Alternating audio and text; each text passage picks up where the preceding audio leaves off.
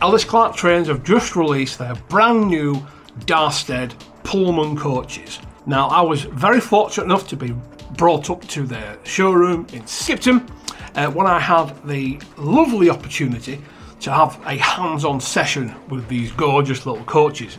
I say little, they're absolutely massive. This is all gauge, don't forget. So if you are thinking about purchasing some, you want to know what they're like, what I thought about them as a double O gauge modeler, then keep watching and we'll have a look and we'll see what the big to-do is.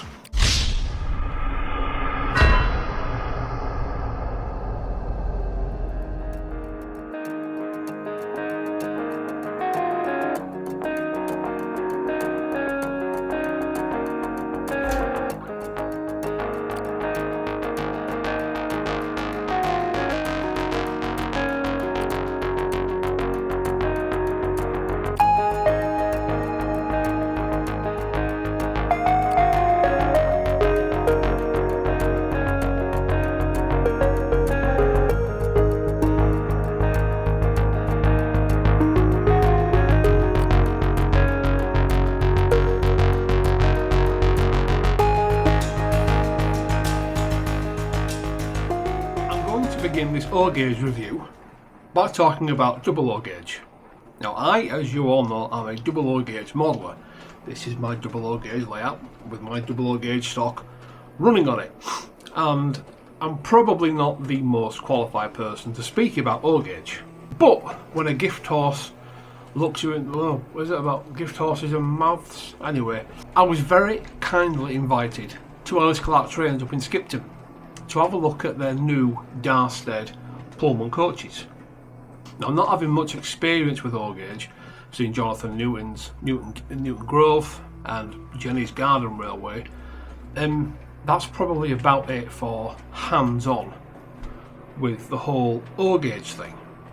It would have been lovely to bring the stuff here and really play with it for a weekend or so, but I just haven't got anywhere to run it, hence the trip up to Skipton. Now, one of the first things as a double O gauge modeler that became very apparent to me when I was presented with this rake of gorgeous, and they are gorgeous, they are next level gorgeous coaches, was just how heavy they are. And to the O gauge modelers out there, that might seem like a bit of a redundant statement, but when you spent so long modelling double O, you do get used to it. When you have a heavy model like the Acura Scale Deltic, for example, you really do just realise how heavy O gauge stuff is. The coach is probably about the same weight as the double O gauge Deltic, so that should give you an idea of the weight behind it. And it's like I spoke about in previous videos, when a piece of roller stock has weight, it has mass, it has presence, and you can really, not only can you see it, but you can feel it when it's rolling down the track, if you will. And I know this isn't an exclusive thing to Ellis Clark in terms of having a big heavy O gauge locomotive or train, but it really does lend itself to the whole experience. And O gauge very much is an experience like no other. It feels somehow more, what's the word I'm looking for, somehow more valid than double O and N scale. And I've modelled in both those scales before now, and I continue to model in double O, but there's something about it. Maybe it's because it's just one step closer to the full size railways. Maybe that's why people model 3.5 and 5.5 inch gauge, to really get involved with it, if you will, on a next level and bridge that gap between playing trains and being a proper big boy grown up train driver. These Darstaed coaches, now Darstaed aren't actually owned by Ellis Clark as I thought they were, but they've essentially, from what I can gather in this instance, rented out their construction zone, their factory to Ellis Clark and said, there you go, crack on lad, do what you want and we'll make you a really good coach. And my goodness, have they made a brilliant coach.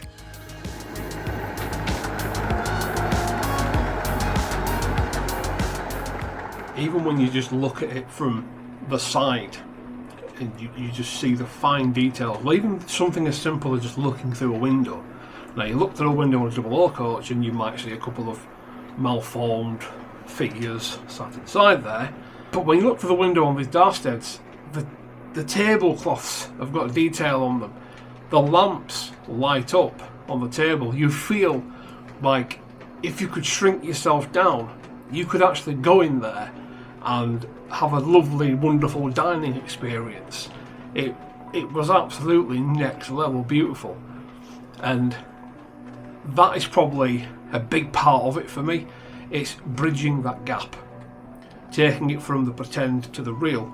And the more I looked at these coaches and the more I played with them, the more I used them, the more that became apparent.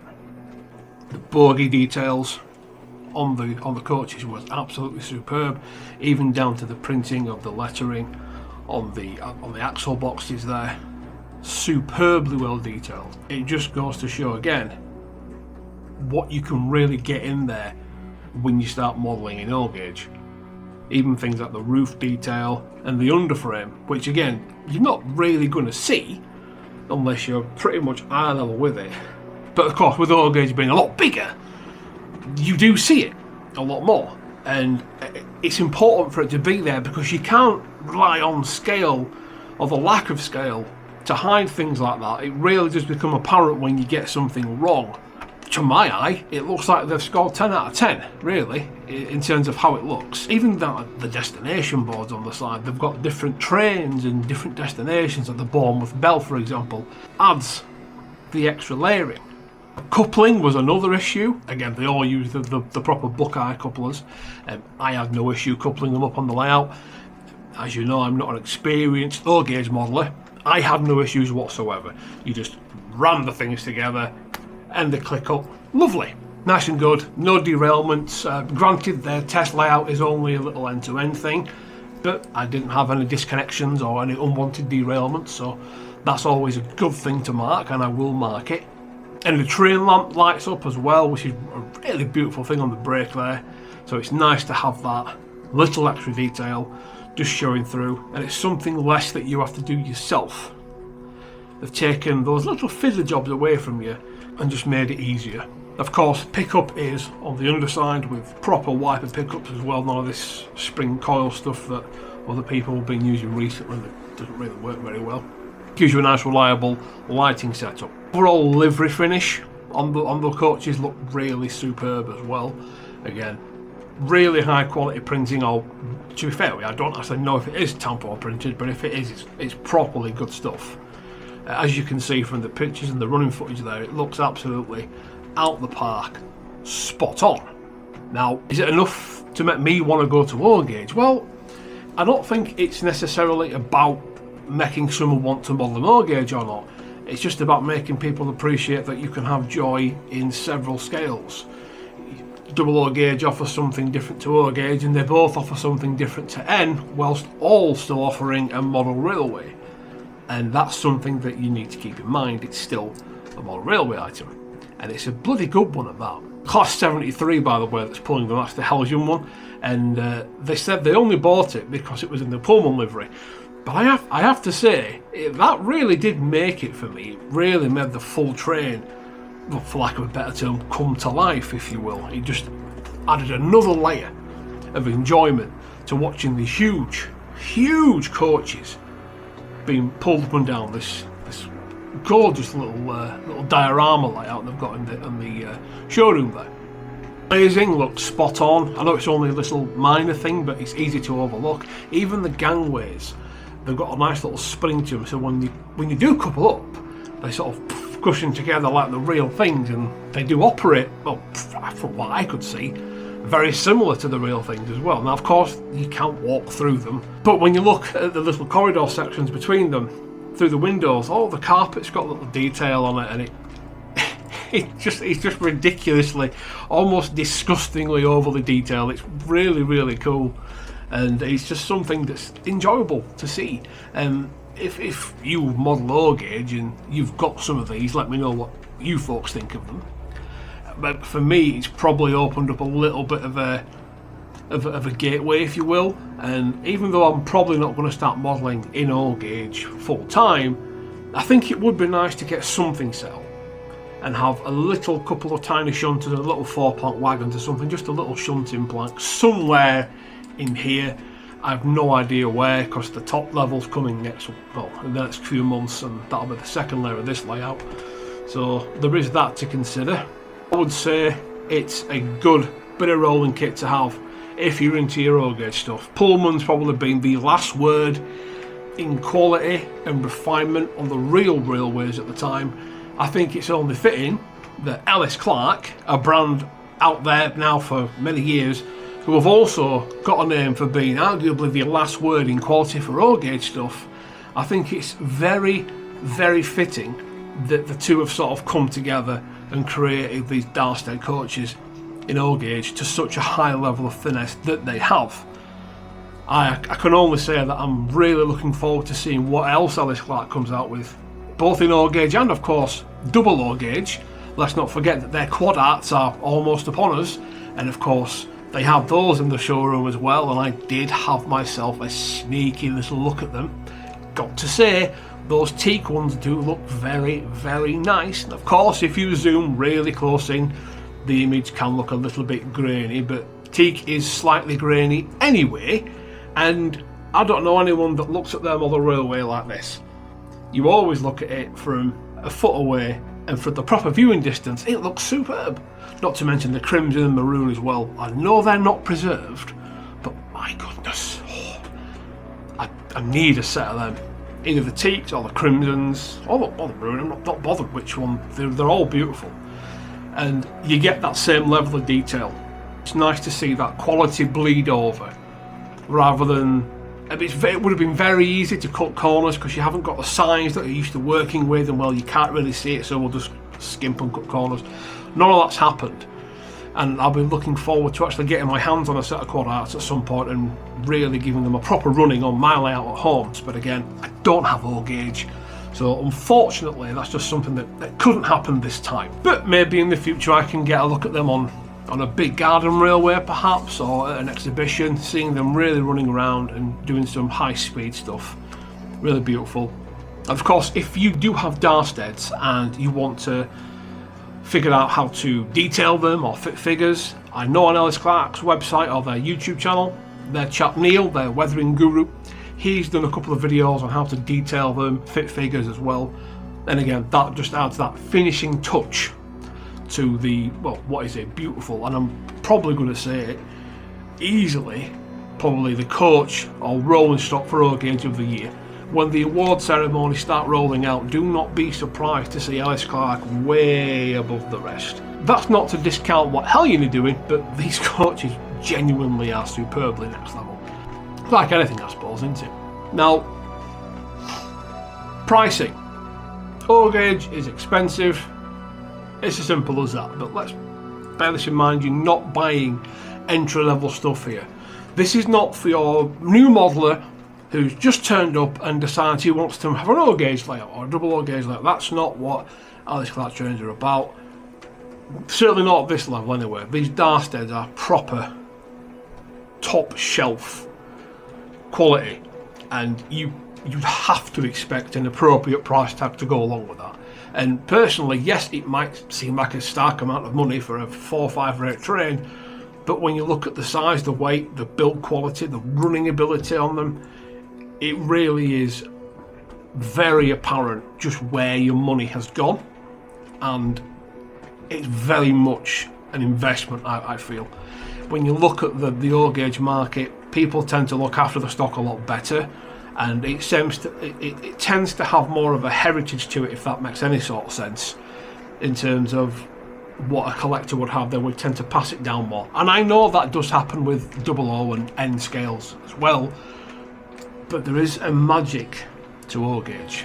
There really is a finer point to that scale, and I don't know what it is, and I don't think I'll ever truly understand where that link is, or why that link is even there for road gauge being just so special.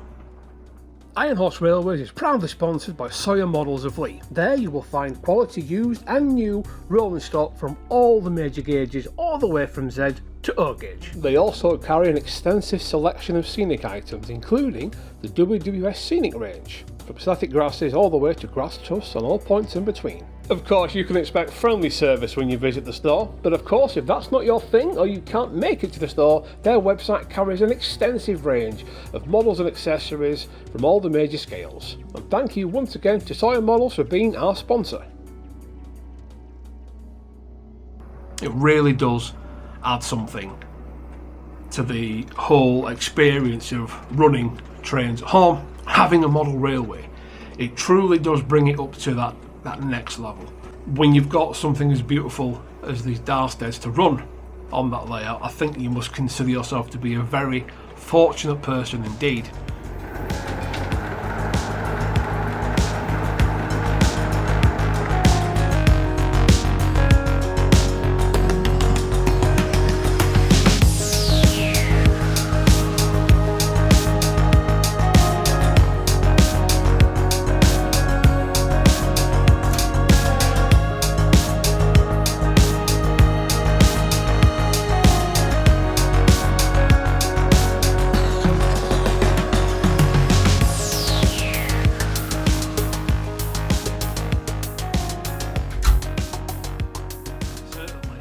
If you've got that beautiful Hellion Class 73 as well, that is a gorgeous looking little locomotive. I say little, it's bloody massive. Ellis Clark being no stranger to O-Gauge, they've got the beautiful press floor wagons as well. I liked the O-Gauge ones so much, I actually went out and bought some double O-Gauge ones just to look at them. I run them occasionally on here, and of course the little Wickham's trolley that Ellis Clark made as well. That thing won awards.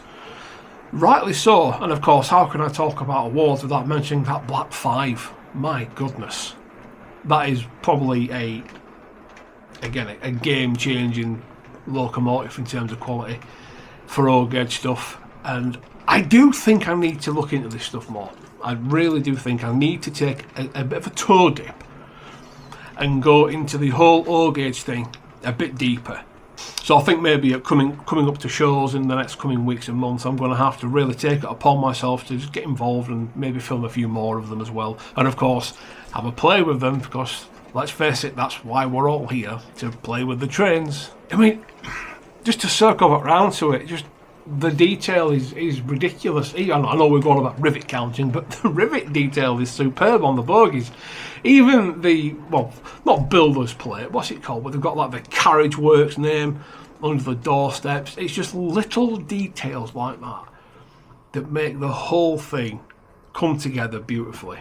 And I won't say that's the cherry on top of the cake, but it's certainly maybe the jam in the middle, if we're using a baking metaphor perhaps. But as always, boys and girls, I would like to know what you folks at home think about these Darstaed coaches. If you're an O-Gauge modeller, and I know there's a good few of you out there who are, is it something that's in your line of sight for purchasing soon? Is it something you think, I'm going to have a go at that? Have you already got some? Do let me know in the comments what you think about them. And of course, if you want to know where to buy them, guys, do check out the description for this video, because I will have a link to Ellis Clark Trains where you can go and buy them and have a look at the full range in a bit more detail, and have a look at the history of the coaches as well. Because I don't really cover that here. This is just literally down to the dirty nitty-gritty of, is the model good? Is it worth your time? Is it worth your money? And I have to say yes to all three of those things.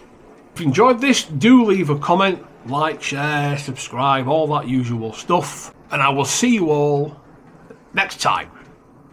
You take care. Bye bye for now.